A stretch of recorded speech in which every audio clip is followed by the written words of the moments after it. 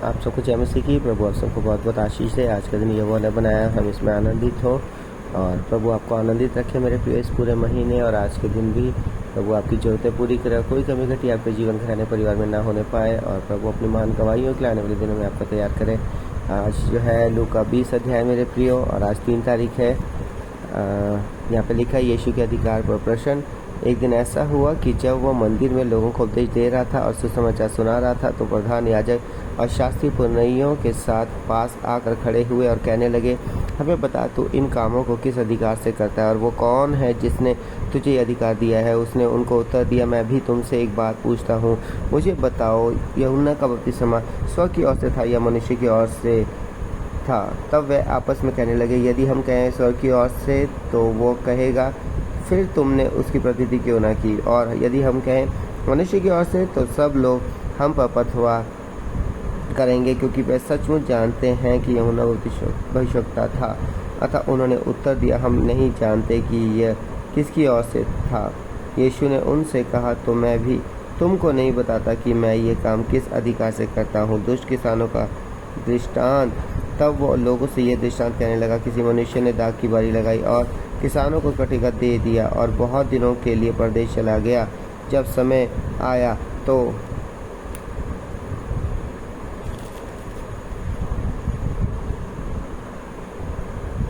उसने किसानों के पास एक दास को भेजा कि वह दाख की बारी के कुछ फलों का भाग उसे दे, पर किसानों ने उसे पीट कर छूछे हाथ लौटा दिया। फिर उसने एक और दास को भेजा और उन्होंने उसे भी पीट कर और उसका अपमान करके छूछे हाथ लौटा दिया। फिर उसने तीसरा भेजा और उन्होंने उसे भी घायल करके निकाल दिया।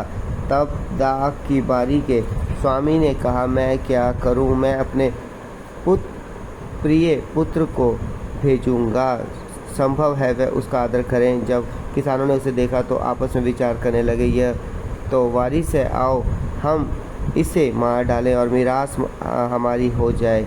और उन्होंने उसे दाख की बारी से बाहर निकाल कर मार डाला। इसलिए दाख की बारी का स्वामी उनके साथ क्या करेगा? वो आकर उन किसानों को नष्ट करेगा और दाख की बारी दूसरों को सौंपेगा। ये सुनकर उन्होंने कहा, परमेश्वर करे ऐसा ना हो। उसने उनकी ओर देख कर कहा, फिर ये क्या लिखा है, जिस पत्थर को राजमिस्त्रियों ने निकम्मा ठहराया था वही कोने का सिरा हो गया। जो कोई उस पत्थर पर गिरेगा वो चकनाचूर हो जाएगा और जिस पर वो गिरेगा उसको पीस डालेगा। कैसर को कर देना। उसी घड़ी शास्त्रियों और प्रधान याजकों ने उसे पकड़ना चाहा क्योंकि वह समझ गए थे कि उसने हम पर यह दृष्टांत कहा, परंतु वह लोगों से डरे और वह उसकी ताक में लगे और भेजे कि धर्म का भेष धर कर उसकी कोई न कोई बात पकड़े ताकि उसे हाकिम के हाथ और अधिकार में सौंप दे। उन्होंने उससे यह पूछा, हे गुरु, हम जानते हैं कि तू ठीक कहता है और सिखाता भी है और किसी का पक्षपात नहीं करता, परमेश्वर का मार्ग सच्चाई से बताता है। क्या हमें कैसर को कर देना उचित है या नहीं? उसने उनकी चौतराई को ताड़ कर उनसे कहा, एक दिनार मुझे दिखाओ, इस पर किसकी छाप और नाम है? उन्होंने कहा, कैसर का। उसने उनसे कहा, तो जो कैसर का है वो कैसर को दो और जो परमेश्वर का वो परमेश्वर को दो। वह लोगों के सामने इस बात में उसे पकड़ ना सके, वरन उसके उत्तर से अचंभित होकर चुप रह गए। पुनरुत्थान और विवाह। फिर सदुकी जो कहते हैं कि मरे हुओं का जी उठना है ही नहीं, उनमें से कुछ ने उसके पास आकर पूछा, हे गुरु, मूसा ने हमारे लिए लिखा है, यदि किसी का भाई अपनी पत्नी के रहते हुए बिना संतान मर जाए तो उसका भाई उसकी पत्नी से विवाह कर ले और अपने भाई के लिए वंश उत्पन्न करे। 7 भाई थे, पहला भाई विवाह करके बिना संतान मर गया, फिर दूसरे और तीसरे ने भी उस स्त्री से विवाह कर लिया। इसी रीति से 7 बिना संतान मर गया था। अंत में वह स्त्री भी मर गई। इसलिए जी उठने पर वो उनमें से किसकी पत्नी होगी, क्योंकि वो 7 की पत्नी हो चुकी थी। यीशु ने उनसे कहा, इस युग की संतानों में तो विवाह होता है, पर जो लोग इस योग्य ठहरेंगे कि उस युग की और मरे हुओं में से जी उठने को प्राप्त करें, वह ना विवाह करेंगे और ना विवाह में दिए जाएंगे। वह फिर मरने के भी नहीं, क्योंकि वह स्वर्गदूतों के समान होंगे और पुनरुत्थान की संतान होने से परमेश्वर की भी संतान होंगे। परंतु इस बात को कि मरे हुए जी उठते हैं मूसा ने भी झाड़ी की कथा में प्रकट की है कि वो प्रभु को अब्राहम का परमेश्वर, इसहाक का परमेश्वर, याकूब का परमेश्वर कहता है। परमेश्वर तो मुर्दों का नहीं परंतु जीवितों का परमेश्वर है, क्योंकि उसके निकट सब जीवित हैं। तब ये सुनकर शास्त्रियों में से कुछ ने यह कहा, हे गुरु, तूने अच्छा कहा, और उन्हें फिर उससे कुछ और पूछने का हियाव न हुआ। मसीह किसका पुत्र है? फिर उसने उनसे पूछा, मसीह को दाऊद की संतान कैसे कहते हैं? दाऊद आप भजन संहिता की पुस्तक में लिख कहता है, प्रभु ने मेरे प्रभु से कहा, मेरे दाहिने बैठ, जब तक कि मैं तेरे बैरियों को तेरे पाँवों के तले ना कर दूं। दाऊद तो उसे प्रभु कहता है, तो फिर वो उसकी संतान कैसे ठहरा? शास्त्रियों से सावधान। जब सब लोग सुन रहे थे तो उसने अपने चेलों से कहा, शास्त्रियों से चौकस रहो, जिनको लंबे लंबे वस्त्र पहने हुए फिरना अच्छा लगता है, और जिन्हें बाजारों में नमस्कार और आराधनालयों में मुख्य आसन और भोज में मुख्य स्थान प्रिय लगते हैं, वे विधवाओं के घर खा जाते हैं और दिखाने के लिए बड़ी देर तक प्रार्थना करते रहते हैं, वे ये बहुत ही दंड पाएंगे। सो परमेश्वर पिता इस पढ़े हुए चुने हुए सुने कलाम के नाम सबको बहुत बहुत आशीष दे, आमीन। सो आइए हम सब मेरे प्रियो अपनी आंखें बंद करेंगे। धन्यवाद धन्यवाद धन्यवाद धन्यवाद। इब्राहिम, इसहाक और याकूब के पिता परमेश्वर मसीह यीशु नासरी स्वर्गीय पिता, आपकी जलाली क्षणों के सम्मुख आते हैं प्रभु।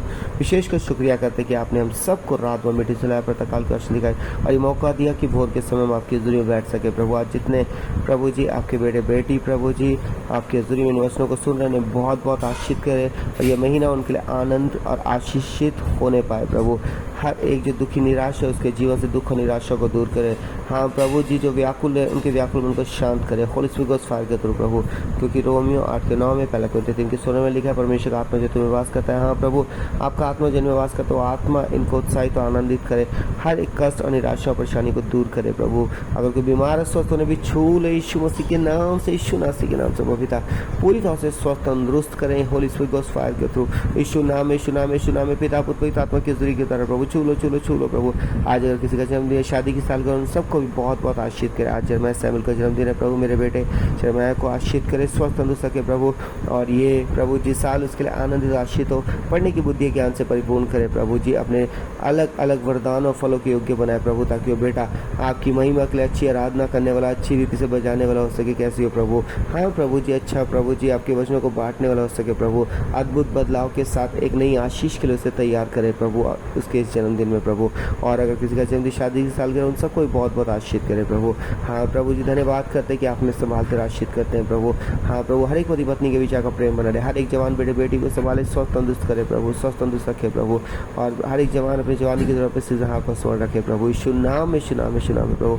मेरी प्रार्थना उन सब लोगों के लिए प्रभु जिनके ऊपर कर्जा कर्जमुख जीवन थे, जो अपना घर या जमीन लेना चाहते हैं इस महीने प्रभु, उनके द्वार खोले यीशु नाम यीशु नाम। मेरे 2 व्हीलर 4 व्हीलर लेना चाहते हैं द्वार खोले प्रभु, जो बिजनेस करना चाहते हैं अच्छे बिजनेस के द्वार खोले, हर एक नुकसान से बचाएं प्रभु, जो जॉब ढूंढ रहे जॉब मिले, जो ट्रेनिंग करना चाहते हैं उनके द्वार खोले प्रभु जी, यीशु नाम यीशु नाम यीशु नाम है प्रभु।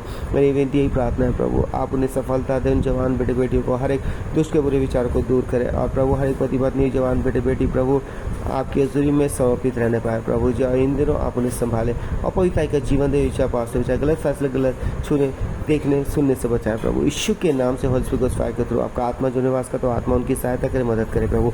मैं प्रार्थना करता हूँ परमेश्वर पिता प्रभु जी, हाँ प्रभु, कल संडे के लिए सबको तैयार करें, और आपके भवन में तैयारी के साथ जाए, कल की आशीष को रिसीव करें, जो कल की तरह आप हम सबको देने जा रहे हैं। पिता पुत्र पवित्र आत्मा की हज़ूरी की तरह आपका आत्मा जो निवास करता हो, आत्मा उनको उत्साहित और आनंदित करे प्रभु, आज दिन भर संभाले, सुरक्षा दे प्रभु। ये प्रार्थना यीशु के नाम से मांगते हैं, आमीन आमीन। सबको जय मसीह की।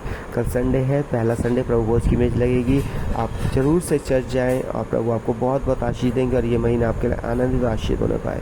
सबको जय मसीह की। मेरे बेटे का जन्मदिन है, आप उसके लिए जरूर प्रार्थना करें और उसके लिए ब्लेसिंग्स लिखें। सो मैं कमेंट्स जरूर पढ़ूंगा। प्रभु आप सबको आशीष, सबको जय मसीह की।